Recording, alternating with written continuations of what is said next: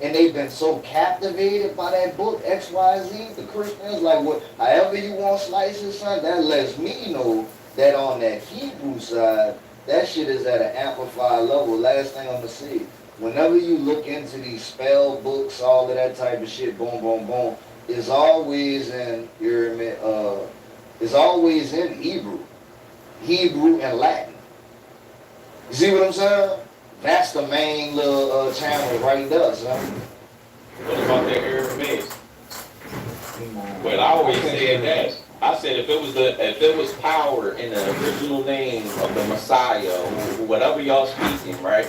Because I always would say it. Why y'all be using these updated version names for y'all sacred and holy stuff? I would use the original language of the people because what he just said is probably power in it. If I'm going to call on that guy, look, Naheem, if you a guy, right, and your name is Naheem, right? Why would I want to call on another name that was from some new invented language? But wouldn't God know your intentions though, brother? Bruh. You only call it out to him? Like your intention with your heart? You know what the problem is? I think the problem is we walking around with blinders on. Like, y'all can't decipher the real Hebrew language. That's why y'all translating into other shit. Like, because you're not calling people by their original name. The funny thing is, y'all said Jesus Christ's name wasn't Jesus Christ. The motherfucker still calls him Jesus Christ. That's a motherfucker insult. If you know my name and won't call me by my name, and you choose to call me something else, like you didn't give me a nickname, you just gave me a whole new name.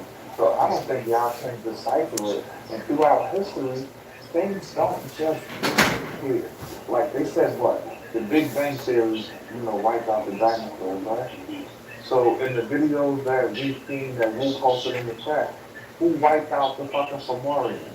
Who wiped out the fucking Tartarians? Like, what happened that whole civilization just fucking disappeared?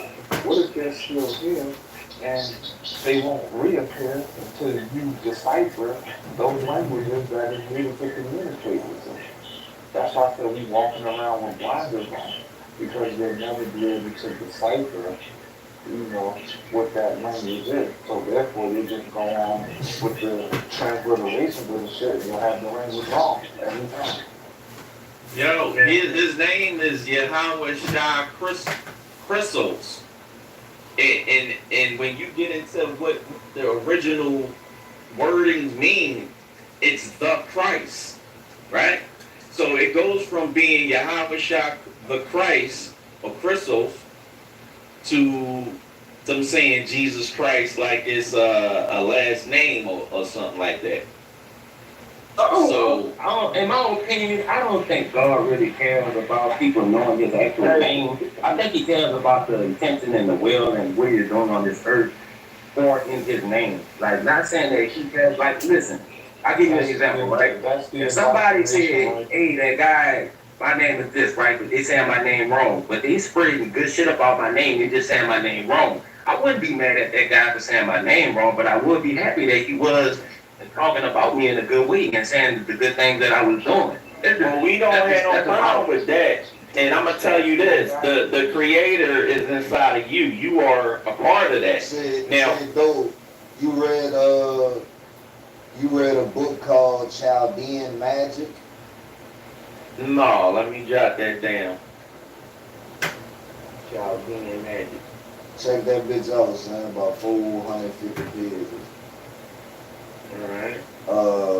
I'll just read a few of the chapters. The magic and sorcery of the Chaldeans, Chaldean demonology, Chaldean amulets and their uses, Chaldean sorcery and its dual nature, comparison of the Egyptian with the Chaldean magic, contrast between Egyptian and Chaldean magical systems, the magic of the ritual of the dead, contrast between Akkadian and Egyptian magic, Pyramid Chaldeo, Pyramid Babylonian religion and its doctrines, development of the Chaldean mythology, the religious system of Akkadian magic books.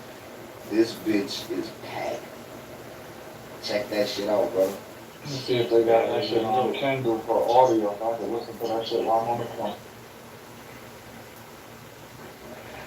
Let me speak on the. Oh, my bad. Well, Now I was just saying it's a green book. I mean, it's green here a minute. Well, let me take a picture of that. Just so y'all see it. Okay, you got it, bro. yeah, I'll be real quick now. Just speaking on the name.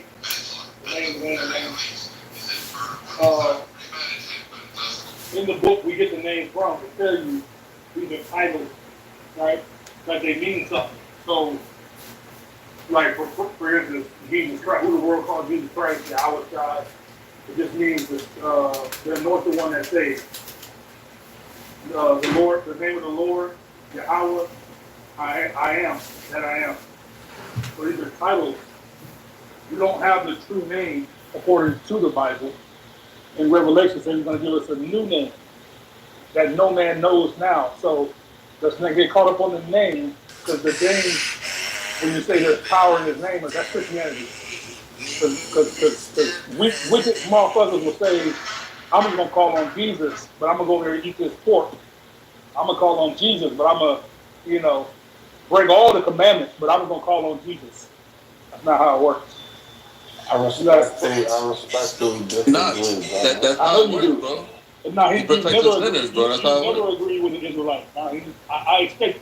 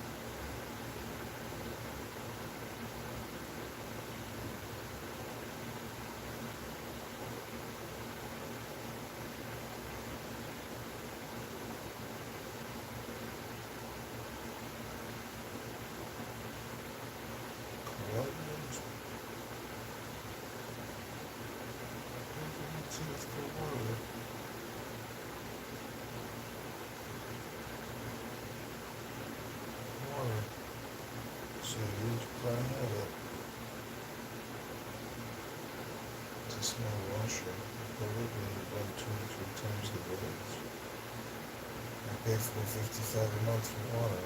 So there's plenty of it.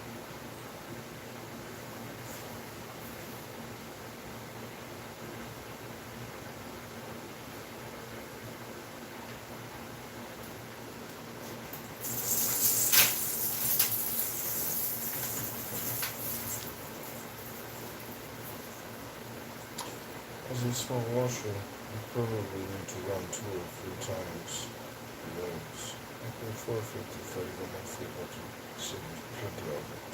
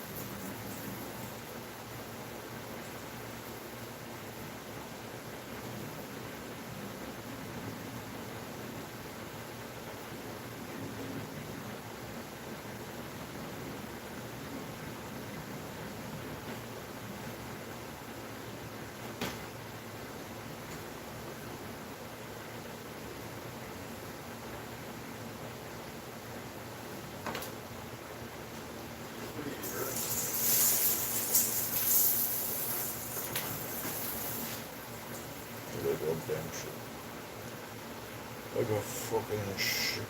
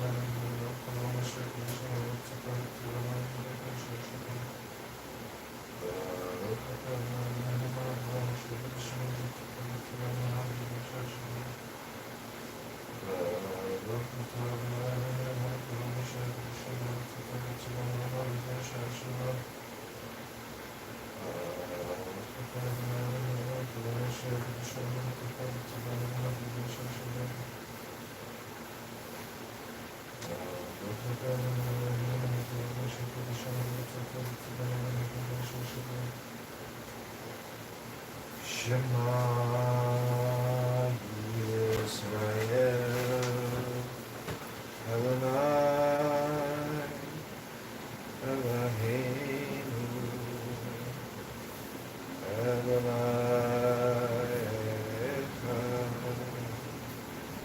Shema Yisrael Adonai Eloheinu Echad Shema Yisrael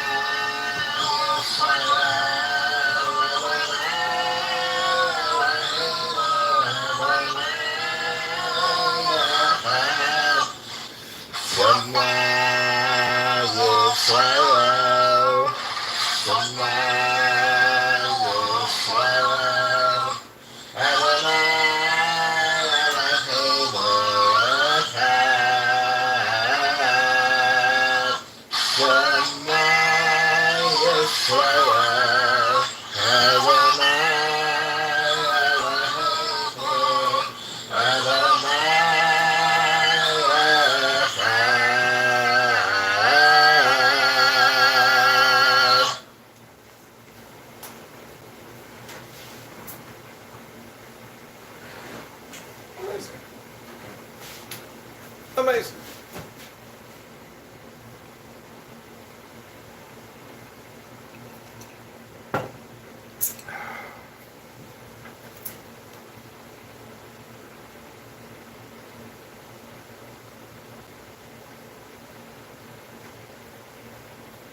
Please don't talk over this man if you're not a mod. No, I was asking to go out here. Oh, okay. And so, for example, like I said, you are being very unfair to get to work. And I've noticed that in because I think that an analysis of the women's work, again, you know, you sort of showed where you believe culturally. Like I mentioned, nobody has a problem in Germany with nakedness around children. This is nobody is not, it doesn't create more pedophiles. Germany doesn't have more pedophiles than the US. Germany doesn't have a big pedophilia population, at least not in any way bigger than any other countries, for example, right? But, like I said, you cannot create, and in fact, this is one of the arguments. In Gay Rubin's words, she says that one of the most tenacious ideas about sex is a different way to do it, and everybody should do it that way. And these are things that she says. She also says, for example, that it's difficult to develop pluralistic sexual ethics without a concept of sort of benign sexual variation. For her, variation is a fundamental aspect of all life, whether you're thinking of the most simple biological organisms or the most complex human social formations, right? And the way you responded to my description of the way the body is treated in places like Germany and France tells me that you think very differently, for example, from me about how the body should be. For example, I think people should be free to be naked, and that the naked body is not fundamentally a problem, right? So of course we can have those debates, but if you come from the point that there is something fundamentally wrong, and that in fact you know what's best for society, and that what's best for society is that people should be conservative with their bodies, then you see you dispense with the need for argument. But if you admit that you believe that this is how society should be conducted, but also acknowledge that others have other ways of organizing themselves, which does not prove, like I said, Germany doesn't have more pedophiles than the US. Germany doesn't have, in fact, Germany has a far less, you know, sexual crimes problem than the US if you look at it per capita. So there is no evidence to show that because in Berlin people can walk around naked, that children are more adversely impacted. You would have to provide evidence to that effect. So that's why I said it's not very useful to provide this on the stage. It feels to me like on the stage, you, I, and maybe one or two other people are the only ones who've sort of read the work of Gail Rubin. Yeah, and so I don't think atheism shit. That's what they. What was this? Anyway, so that's my point to you, and that's why I think that if we move to a more like an argument that we can Nathan, do you believe? participate in. Can you not interrupt me, please? Are you religious? If we move, can you not interrupt me? What's wrong with you? We've been having a very nice conversation here.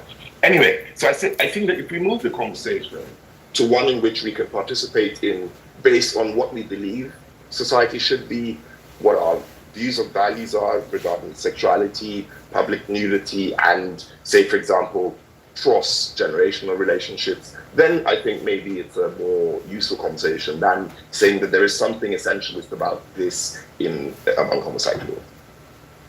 Nathan, are you religious? Beside the point, man. No, Intellectual dialogue needs to I have. can't ask a question. I don't get it. Come on now. Don't be policing me asking someone a question. El Nathan, go ahead If he and doesn't want to answer, he doesn't have to answer. But all right, go ahead, El Nathan, answer his question if that's okay. Are you religious? All right, take the silence as a. He's not going to answer. All right, got it. Right, so like when people talk about intellectual dialogue and they're talking about critical thinking and being able to join certain spaces where some things get uncomfortable, I think everybody can agree that you need to be able to hear the bad ideas before you define it as a bad idea. And you can't just bootstrap somebody's position as far as in the theoretical or something that's as toxic as pedophilia. So I think Nathan's really that children should not be subject to adult sexual interaction. I mean, I'm sure we do agree on that. I do not know a single gay person who would say, or queer person, who would say children should be able to interact sexually with adults. In fact, it is one of the things, and there are some spaces, for example, that I've interacted in, especially in activist spaces, where one of the most important things is to make sure that there is zero tolerance among the community for people who engage in child sexual conduct. In fact, I know spaces where they would say, look, the moment you see it, like it's not just, oh, someone just showed up in our space with like a young person. Like we have zero tolerance for it. Because already there is this idea that queer people are sort of generally accepting of child sexual contact, which is in fact a mischaracterization. And so, like I said, the fighting of pedophilia is even more sort of taken seriously among queer communities because people are aware of this sort of stereotype. So that's what I'm saying, it exists everywhere. There are people who would try to smuggle it into sort of intellectual debate to rationalize or to but I'm saying that, yes, like you said, I think it's difficult to have a conversation if we haven't read this work. So let's have like a broader conversation that other people can participate in. Have you been following the cultural conversation? I think it's worldwide, right? But we just seen the opening of the Olympics and what was demonstrated at that point, to a point where the sanctioning body or the official body came out with a somewhat apology.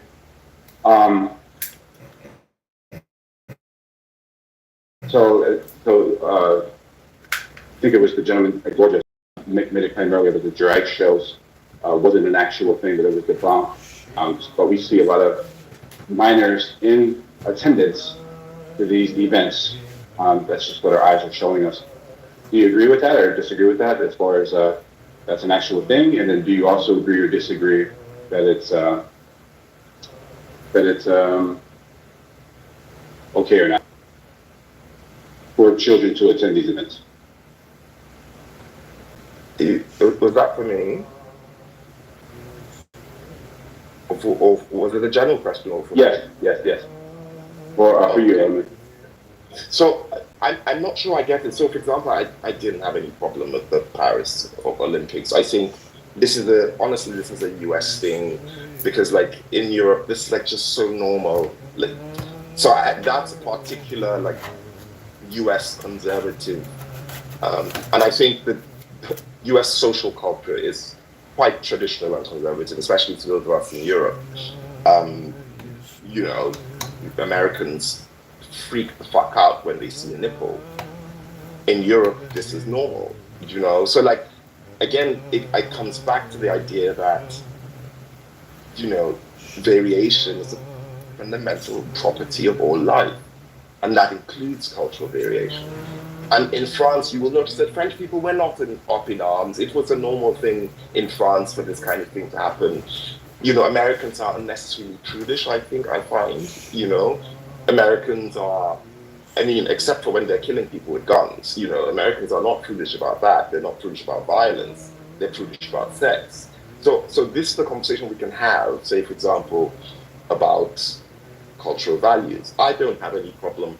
I live in a city where I see people all the time. You know, this is just normal. Like, in fact, I remember I was swimming naked in the lake once, and most people were naked, and this couple had their family, kids running around, and this older couple comes, you know, they want to swim, and they take off their clothes, and they notice the children there, and they ask the parents, "Are you guys okay?" Because the rest of us were sitting down, so they didn't see us. And they asked the parents, "Are you okay? We're about to strip naked and go." And the parents were like, "Of course, like, we're not in, where do you think we are? This is fine, just go on and do your thing." And the kids were playing, they didn't even raise their heads up, because this is, for them, just the human body itself is not like sexualizing that way.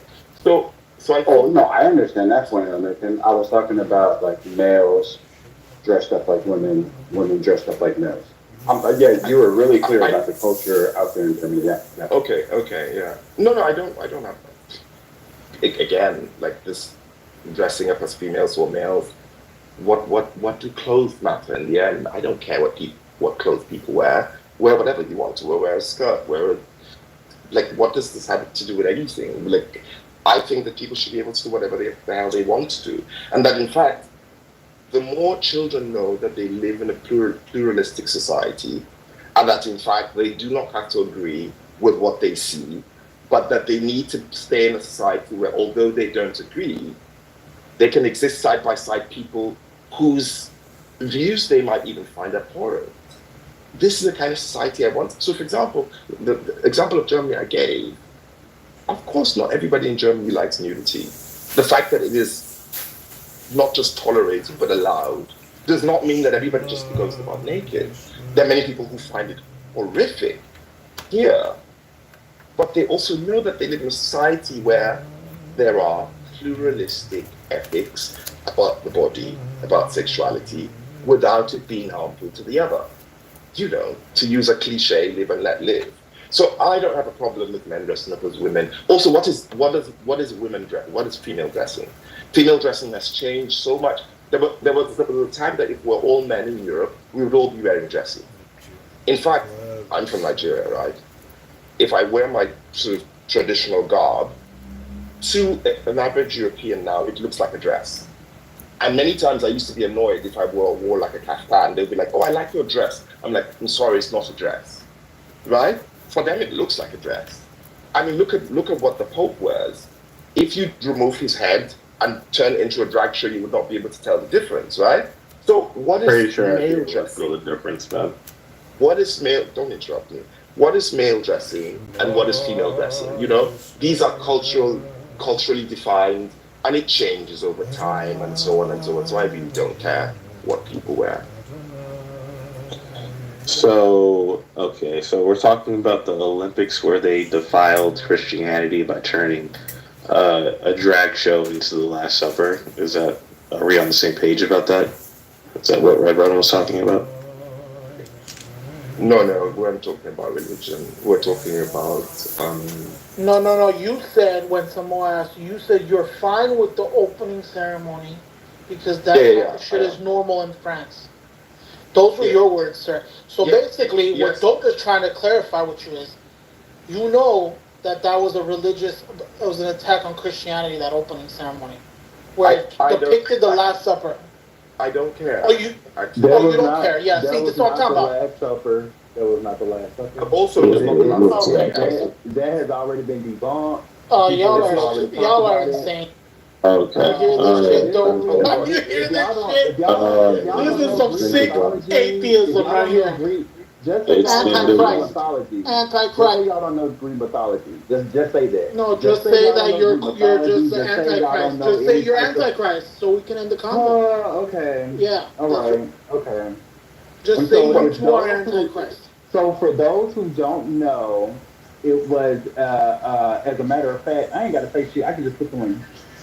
Yeah. Go So find the I location. think that personally, I think that even if, of course, again, like I said, if you're not familiar with sort of French cultural traditions and French history, for example, of doing exactly the kind of show they put on at the Olympics, then you could say that. But I'm saying, assuming it was a mockery of Christianity, I'm perfectly fine with it. And the reason is, I think that all religion, just by virtue of the power that religion has wielded in our lives, in our legislation, in our cultures, in the formation of even Western thought, no religion should be above mockery. No religion should be protected from that kind of show.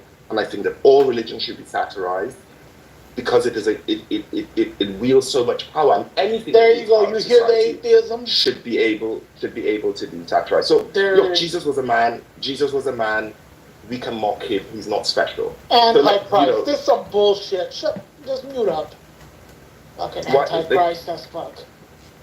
do you know you brought know some you are not. degeneration to this conversation? No, you're Like the degenerate. Your ideas significant are degenerate. intellectual. Your ideas and your You claim sound like that the dumbest Europeans person in occurred. the room. You guys So are like I'm gonna degenerate. let you No, ramble you're the on, and degenerate. I will Because talk you to have no sensible values. people You after just want that. to be free. That's So I it. put the link in the You have chat. no So value. basically, what people thought was the Last Supper was literally just it's a Greek god of festivals. Basically, it's the Greek god of His fertility, name is wine, Dionysus, and and he's the yeah, Greek the god of Dionysus. wine and parties and different things like that. But he also carries a double connotation for that of chaos, simply because of the parties that were thrown typically led to drunken chaos. So that was also which was associated with him, which is why you have the blue man sitting on the table. It's actually a very famous painting that's hanging up in the Louvre currently in fucking France. Thank you very much for that context. Which is even older than Christianity, and people also often assume that the images in Christianity are peculiar to Christianity. A lot of the imagery that we see in Christianity today came from pre-Christian religions. A lot of the symbolism in Christianity. It's the art styles. It's the art Yeah. styles. Literally, so I just Yeah. finished my art 101 class. And back then, during that time when the Last Supper was painted, a lot of people practiced ortogonos, which is simply the use of vanishing lines. So most pictures that you see that were produced at that time were long, rectangular, which usually centered people around a table because it was easier to hide your vanishing lines and have them focus on a central point. So a lot of pictures in that time were produced with people gathering around tables, much like how the Last Supper was, much like how the banquet of Dionysus was, much like how even when you look at Venus within her garden, it uses the same type of artistic features. Exactly, Miss. In fact, even the Trinity itself, right? The doctrine of Trinity, the three gods in one head. That imagery, right? Is pre-Christian. It comes from pre-Christian sort of philosophies in sort of older religions. Your Christmas, for example, that celebrate. We know exactly when it entered Christianity. The images around Easter. We know exactly how it entered Christianity. It wasn't practiced by the earliest Christians, for example.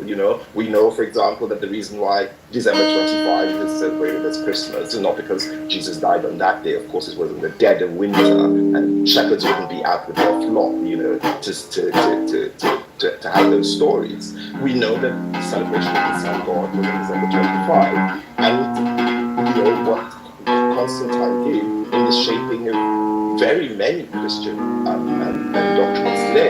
We also look at the influence of the Catholic Church and the local influences that entered, the practice of Catholicism itself. So I think that yes, it's a complete misreading of what France did. But my contention is that even if it wasn't, I think that religion is a fair target for mockery. And that but a mockery and a target to LGBTQ is a problem, though, right? Can you be not a child? Like, no, you're the one being a child. You're acting like we are. We've been respecting this conversation before you showed up. Anyway, Mrs. Thank you very much for that historical context, and I think it's useful to have these ideas when we sort of defend religion and that kind of thing. And that, in fact, we are a world full of cultures that learn from each other. And if once we know this, then we are less likely to be sort of rabid in our, ideas of exclusivity and that kind of thing. So, mockery of religion. Well, why is it that, does anybody else feel it's weird that mockery of religion is tolerated to the degree it is, but we're now in a more politically correct society where identity politics is the one area of mockery that is guarded to the degree that if one messes up, they're going to be ruined. Like, Ricky Gervais, he's been mocking religion since he's been a stand-up comedian for like 15 years now. Ricky Gervais has said the most heinous shit about religion. He's mocked Christianity for almost his entire career. And the one thing he did to get major pushback from the people who put his media out was mock leftism and leftist identity politics. Why is that? Like, everything is able to be targeted except the thing that is responsible for holding Western community together to the highest degree, which is the family core and religion. It's kind of weird. I don't know why. Maybe there's a reason for that. I think everything goes through its transitionary phases. Like, how do I put it? I'm trying to think of the proper way to say this. I think it just comes and goes in phases. I think it just so happens right now that identity politics tends to be the big thing nobody wants to touch. Like, at one point in time, it was Christianity. Nobody dared touch Christianity with a 10-foot pole, but they would make all of the pedophilic jokes that were out there in the fucking world. And pretty soon, it's just going to transition into something else. It's just, it just comes and goes with the ebbs and flows of comedy. To add to that, Mrs. So I'm a satirist, right? And as a satirist, one of the core ideas is that you satirize power. And usually the argument that people would make is that there is less tolerance for the satirization of people without power. Now, again, I'm not making any personal arguments. I'm trying to sort of analyze the reason why there seems to be a sort of lack of tolerance for certain kinds of speech. So, for example, if you think of anti-Semitism, the reason why anti-Semitism has been codified into law in many parts of the world is because of the rampant Jew hate, for example, and I'm starting from Europe, right? The rampant Jew hate that led to things like the Holocaust, right? And so after that, society said, we'll have to protect women, for example, and laws emerged that prevents you from making certain actions that were previously seen as part of the course in dealing with women, right? It includes, all other groups that are deemed vulnerable groups and so on and so forth, right? And as Mrs. says, it goes, ebbs and flows, but it's primarily a function of who the powerful are and who are perceived to be the powerful, right? You can make an argument and say, oh, well, in fact, they because one can get cancelled, they occupy certain positions of power. Now, my contention is that, while this can be true, ultimately, the kind of speech that we allow or forbid is a function of the decisions we make as a society and the power that we have to enforce those decisions. So these are questions of organization, of lobbying, and so on and so forth, but not a question of like attitudes and beliefs. So in attitudes and beliefs, I, for example, think that every group that wields power should be satirized. And I don't care what that group is, as long as there's a wielding of power. For example, if you think of Islamophobia, right? In the West, in for example, European communities, Muslims might be deemed to be like threatened. In places like Nigeria, on the other hand, Muslims very, they have power very apparently in society, right? And so you will not define Islamophobia in the same way you would in Europe as you would in Nigeria. You would not say that if a person has a reasonable apprehension of people, say, for example, wanting Sharia law in Nigeria, that would be tantamount to Islamophobia. Because there's a real demonstration, influence of power of that religion. It defines laws, it defines what laws are passed. We have Sharia law as a valid law in the country. It is, if you dare say a thing against the Prophet, you are liable to get killed in the streets and nothing will happen to the person who killed you. So, that's a function of the power of that belief system in that society. That those people do not have nearly the same power in, say, for example, Europe. And we can have this conversation over and over and over again. So for me, once a group has entered a position of power, you should be able to satirize that group, and I don't care what that group is. So do you think the current identity politics superstructure we deal with in the West is a form of power? Do you think the people who organize pride parades are they hold power in our society and they have the ability to be satirized as well? So, what I will say is, I don't even have to particularly answer the question. I just would direct you to the existing mockery that already happens. All you need to do is Google. There have been countless people who've made fun of the LGBT community. It happens all the time, all the time. When I was growing up, it was so common. It was like the most common thing to make jokes about gay people, the most common thing, So, we have to admit that this already exists. It's not that it doesn't happen, right? So, yes, if you, say something about a person who wields power and they're able to create social sanctions, well, that's a completely different conversation. But if we're talking about these groups in general, right, there already exists mockery. There already exists mockery of identity politics, even on the left, right? I for example, in writing satire, also satirize people who may be deemed people on the so-called good side, because it's dangerous to not self-satirize. Every good satirist will tell you that the foundation of good, reflective satire is self-satirization. That if you are able to self-satirize, then it is easier to see yourself not as separate from society, not as being on sort of a moral high ground, but as a person who is subject to the same influences that power has on people when they get it. They say power corrupts, and power corrupts absolutely, and that holds true for any sort of group, whether it's those in who espouse identity politics. And by the way, I'm not even a very big fan of identity politics in the first place. I think that there are so many people who've sort of pushed it to, I think, a ridiculous extreme, and I think it is a very American phenomenon. And it's not even just on the left. This whole idea of identity is a very, very, very American thing, right?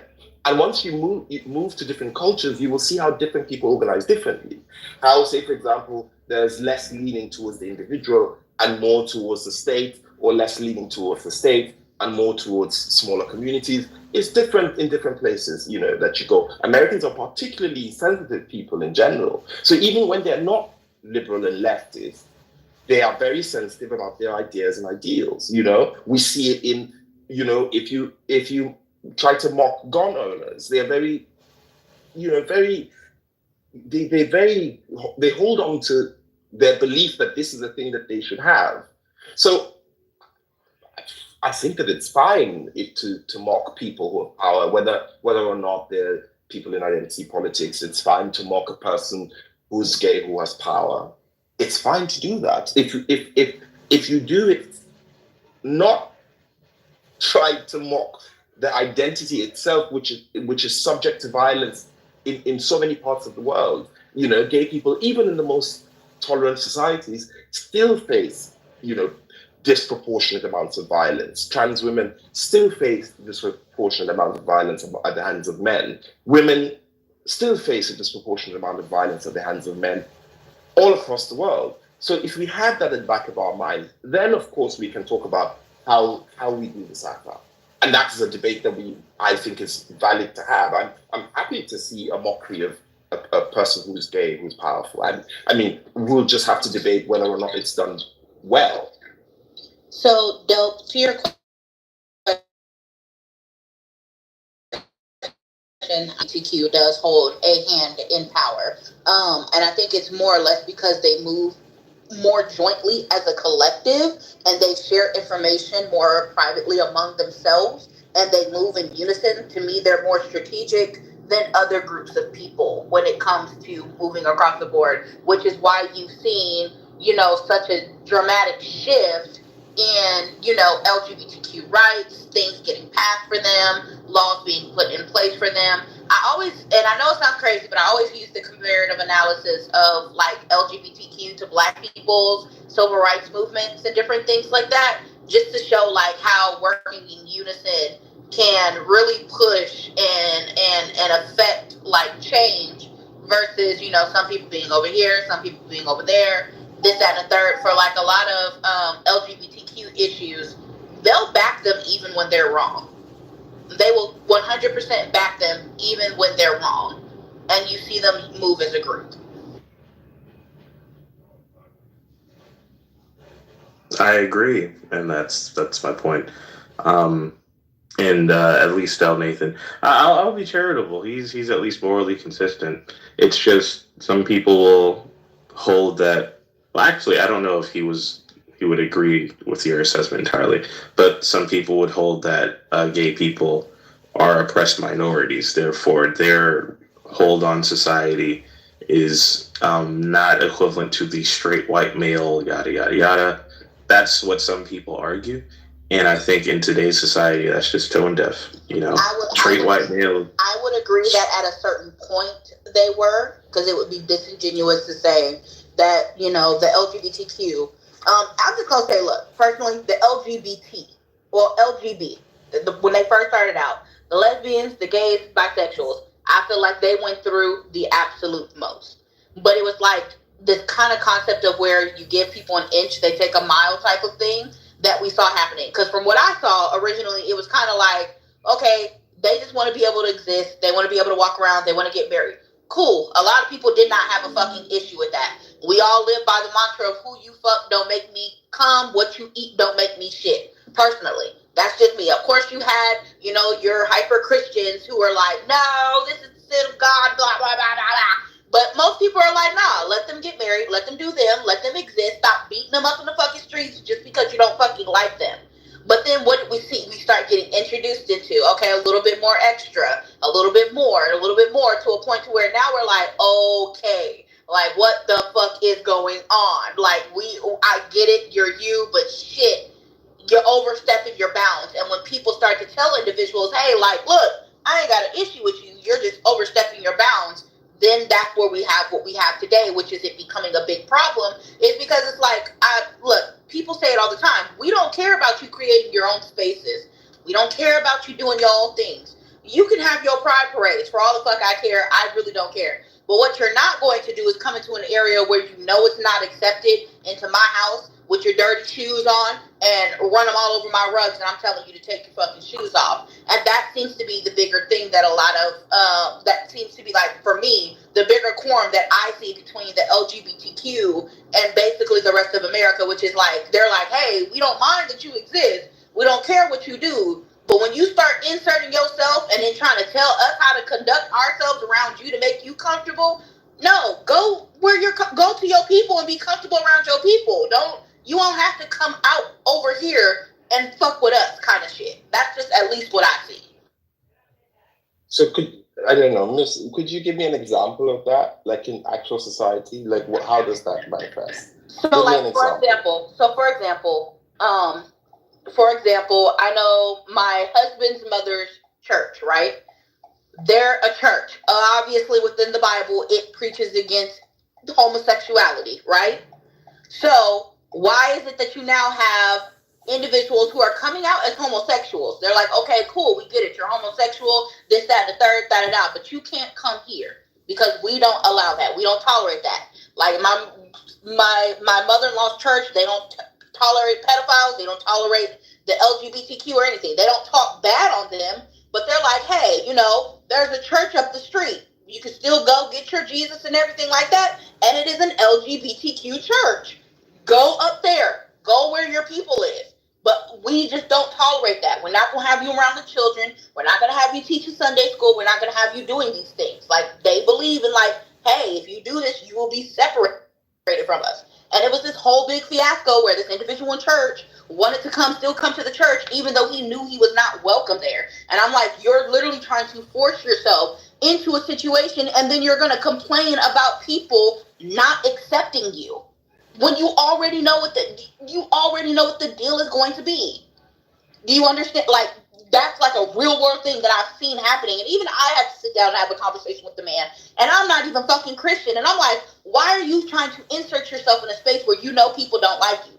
Like me being a black person. If I go somewhere and there's a bunch of white people and they're like, we don't want no naggers here, guess what? I'm not going to be like, well, you're going to accept me. You're going to like me. You're going to put me in this place. No, I'm going to fucking leave. So, I mean, in response to that, what I would just say is, so you see, all I hear now is just one example of one person. I don't know how this affects the whole community. Like, many people are not religious. They're not going to your church. There's one individual who wants to go. Personally, I think that... Here's another example then for a collective or of a community. Because I get you're saying it's a one thing, but these one things accumulate and go off. One of the bigger ones I know about is out here in the libraries. They tried to bring the drag queen shows down to the libraries. They were like, no, that was a whole community coming against another whole community, which was hundreds of people. That was one. I also know down here, one of the clinics right now is going through it because they were like, hey, we're not going to waste our time playing these games. You had a trans individual come in and they wanted a pap smear. And the clinic there is like, you don't have the necessary things for us to do a pap smear, and we're not going to book a slot for you to play fucking pretend so you can come in and say, oh, you feel like you're PMSing and you want a pap smear done. So you're taking up time slots and different things. These are things that happen here, and it's not one off. Okay, so I'm saying again, right? Everything you've mentioned, I don't like. Most people I know would have a problem with it as well. Why? If they don't offer the services, they don't offer the services. If a church says we don't want to do it, then they don't want to do it. For me, this is the examples you've given are not examples that I would think any reasonable community would say, oh yeah, he must be in that church, or oh yeah, that individual needs to get a pap smear. But that's what I'm saying. It's no, I'm not saying though. It doesn't happen. No. So no, here's my argument. Yes, it's happening, of course. I'm not denying it. There are stupid people everywhere, right? And there are people who will take advantage of a protected status to be ridiculous. Like I said again, people always think of, when they say LGBTQ, they think, oh, these people are somehow, like we're not special. We are stupid, and good. We are kind and nasty. We are murderers and we are good people. There are the full range. There are people who have mental health issues who are LGBTQ, who will start to fight and use their identity as a crutch. Of course this exists. But I'm saying, is it fair to characterize a whole community by virtue of a hyper visibility of certain groups of people who want to claim protected status? But of course, on the face of it, everything you've talked about is ridiculous. Like, if you don't have a vagina, why are you doing a pap smear? If a church no longer wants to associate with you, leave. For me, this is like simple. Also, I have a problem with people, wanting to force religion into these spaces. Like, for me, I'm like, you know what? The book says this. I'm not interested in the book. I don't believe in the book. I mean, I also like that certain churches are open to sort of LGBTQ people. Increasingly now a few mosques are opening up to it as well. But like, religion will also change in the same way that cultures change. Christianity was not in the world once, it came. Islam was not in the world once, it came. Christianity will go through an evolution. It has gone through lots of evolutions, right? Islam will also go through an evolution. Now we're having a big problem. Oh my God, what is this? But it will go through an evolution itself. So I'm saying that I would rather stick to your earlier sort of point, which is that these things are changing. It's in flux. People are only getting certain rights now. And yes, there will be people who will abuse it. Absolutely. But this, I think it should not impact on the legitimate rights of the community as a whole. But see, and look, let me say this. I understand where you're coming from, and this is why I made the statement earlier when I said even when they are in the wrong, the problem is that the community will still stand behind them. And that is what makes it difficult for a lot of people to not judge the community as a whole on the actions of a few, because instead of a lot of the LGBTQ coming out and saying, hey, you're on some fuck shit, we see people rally behind these individuals. There have been a number of clinics, spas, women-only things, shelters, and so on that have been closed because you've had these few individuals go in, cause problems, get called out, and then their community rallies behind them. I believe somewhere up in, I'm trying to find the article right now, but you recently have like a women's shelter that's on the verge of closing because they're paying out legal fees because it was an abuse shelter for women. You had a trans individual who was abused by their partner, which was a man, and they wanted to go into the women's shelter, but they were still very much male presenting. And the staff told them, hey, unfortunately, no, you cannot come here because you will trigger the women that are here. And they're like, well, what's wrong? I'm a woman. And they're like, look, I get it, but with all due respect, you are not a woman. Like, woman, you look like a man right now still. I get it. You want to claim you're a woman. Cool. But you can't come into the shelter. And since then, that individual has been suing. It's been an ongoing lawsuit. And instead of the money going to the shelter like it's supposed to do, they're paying it out in legal fees. And this isn't getting traction because you guess what happened? When that individual was told no, the LGBTQ community in the area rallied behind them and protested that shelter. So how can you sit here and say, well, you can't let the actions of a few dictate this when we see, as I said, they will stand behind them even when in the wrong. Again, I feel like I'm making the same point over and over again. But like I said, you will have an individual and their friends and their immediate community support them. People have said this about Black people. People have said this about, like, oh my God, look at the George Floyd thing. They would say, oh, he was selling ones, he was doing this, he was not a good person. But the question is not about that. The question is a larger question, right? Again, I'm not debating the trans issue.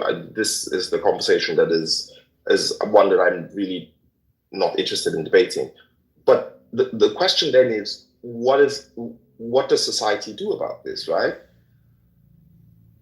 The reason why a certain group has its identity protected comes from the actions of that society itself. in discriminating against people and so on and so forth.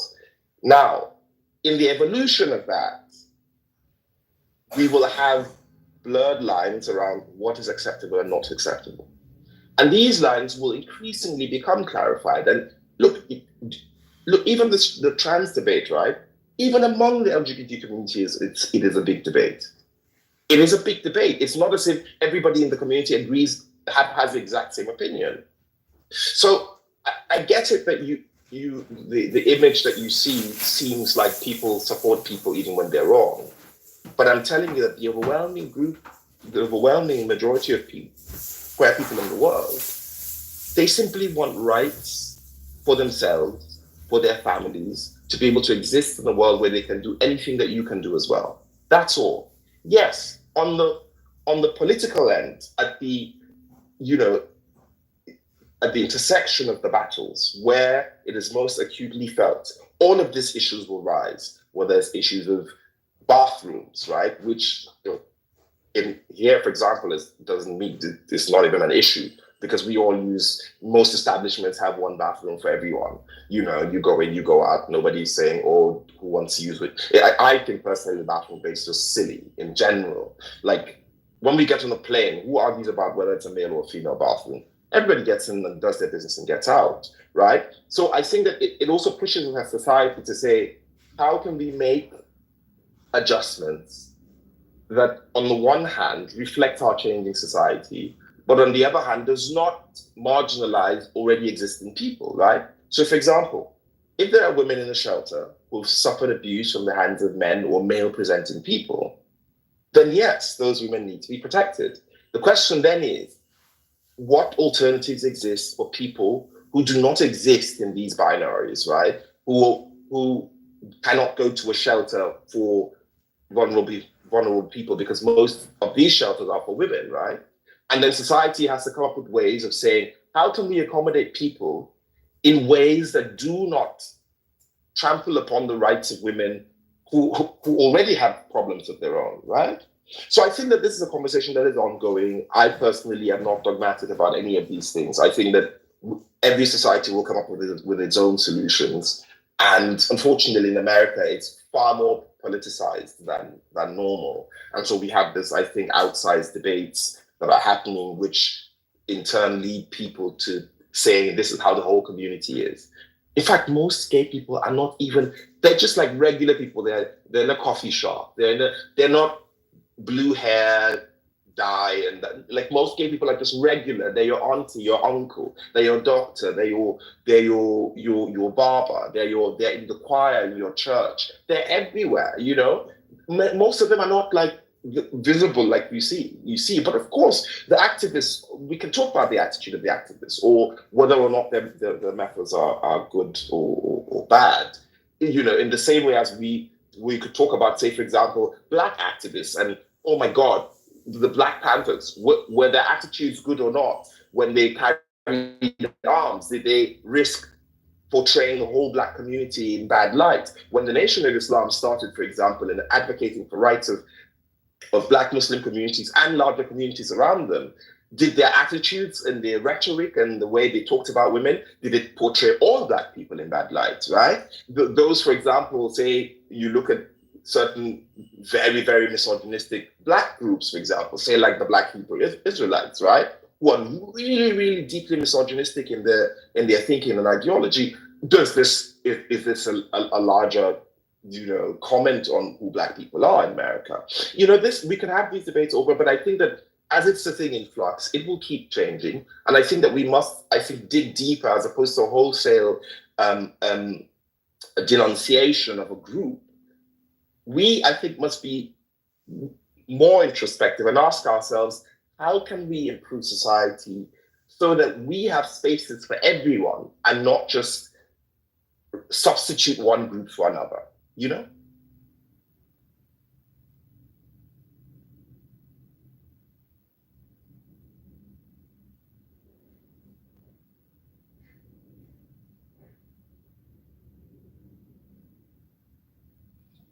Yeah, anything you think we should have genderless bathroom? We already have genderless bathrooms.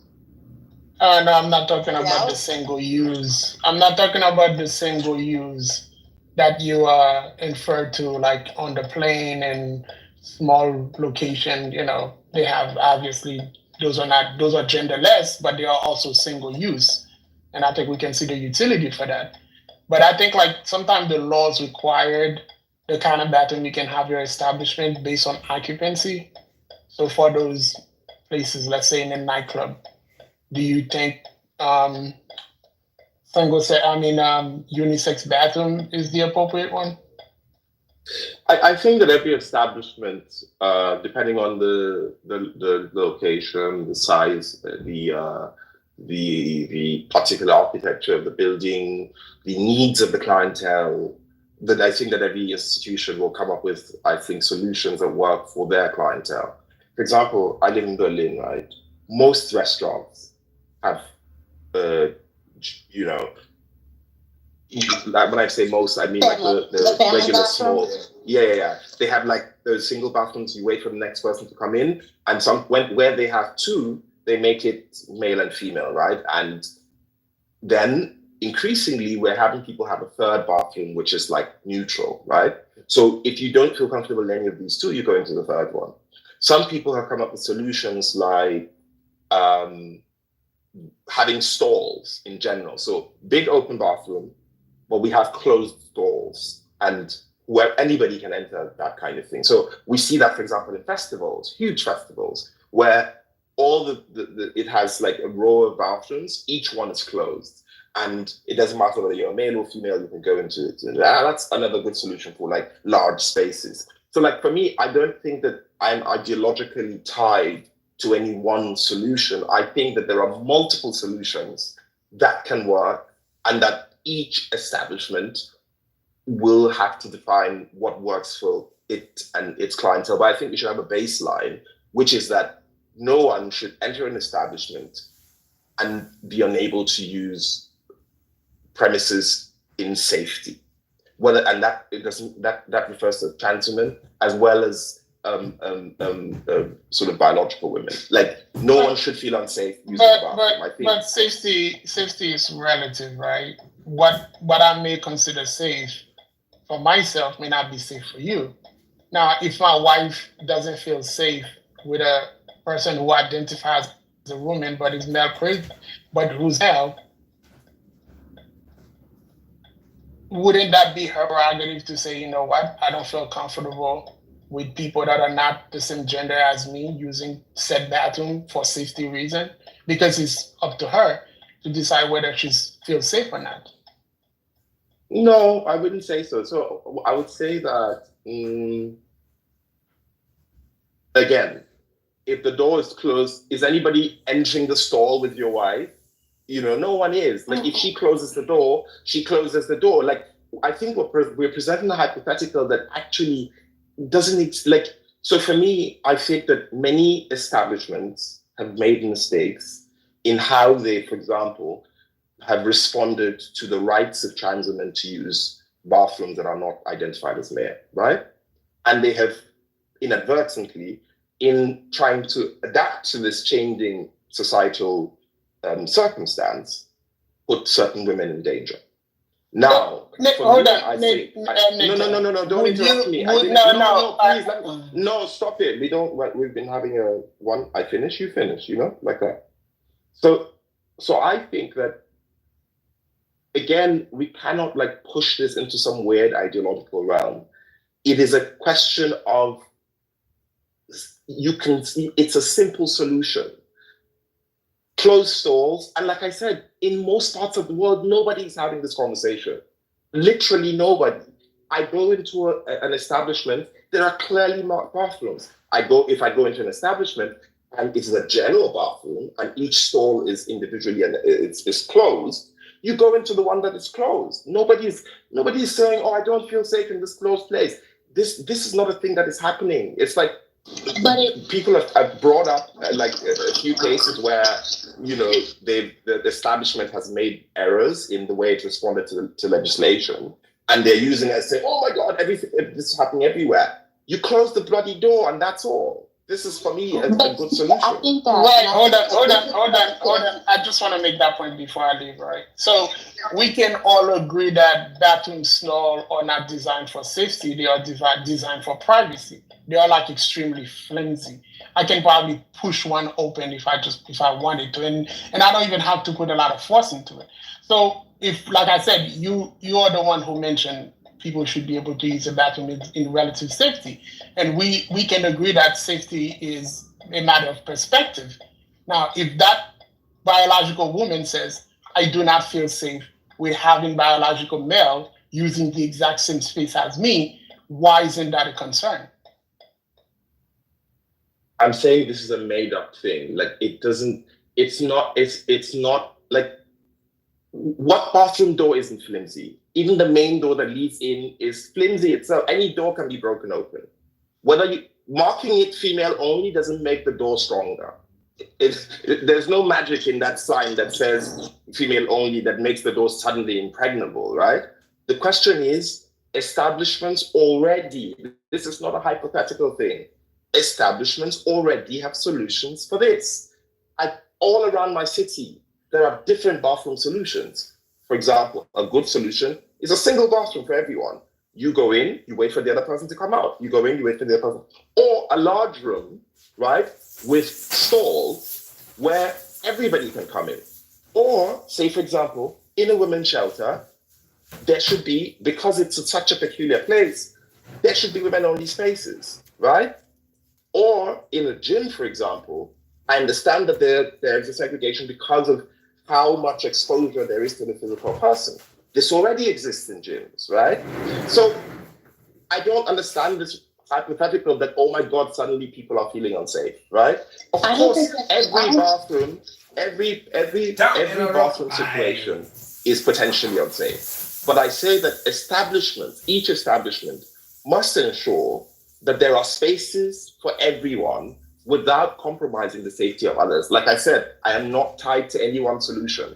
I am not tied ideologically to which bathroom you can use. I'm simply saying that society needs to adapt to the changing needs of people, and that this must reflect not just the existence. Let me jump in and just say this real quick. I don't think it's, and I think that you writing it off as a hypothetical shows like why it's such a big deal. For women, we take our safety